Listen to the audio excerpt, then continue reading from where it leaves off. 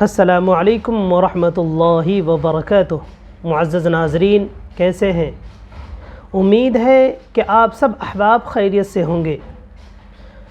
آج کی ویڈیو کے اندر ہم لوگ غسل سے متعلق چند مسائل سیکھیں گے اور اس کا مذاکرہ کریں گے۔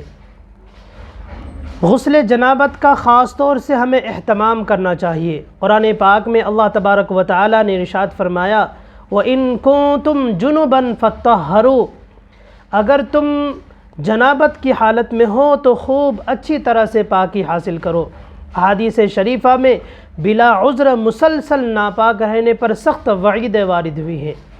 ایک روایت میں پیغمبر علیہ السلام نے ارشاد فرمایا، لا تدخل الملائکۃ بیتا فیہ صورۃ ولا کلب ولا جنب، رحمت کے فرشتے اس گھر کے اندر داخل نہیں ہوتے جہاں پر تصویر ہو، کتا ہو یا جنبی شخص ہو۔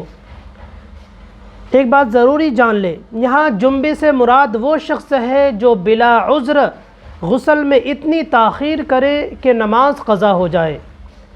بری بنا غسل جنابت کا خاص اہتمام ہر مسلمان پر فرض ہے، اور برابر ناپاک رہنا بڑی محرومی اور بدنصیبی کی بات ہے۔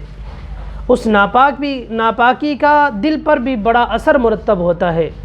اس لیے ضروری ہے کہ ہر مسلمان غسل کے ضروری مسائل سے واقف ہوں اور اس میں قطعاً کوتاہی نہ کرے۔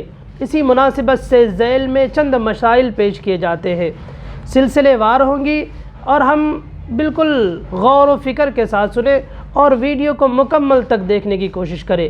اور اگر کوئی نئے احباب ہے تو ہمارے چینل کو سبسکرائب بھی کریں اور لائک وغیرہ کریں، اور اگر کوئی مشکل پیش آ رہی ہو، کوئی بات سمجھ میں نہیں آ رہی ہو تو کمنٹ کے ذریعے سے بھی اس باتوں کو اچھی طرح سے سمجھنے کی کوشش کریں۔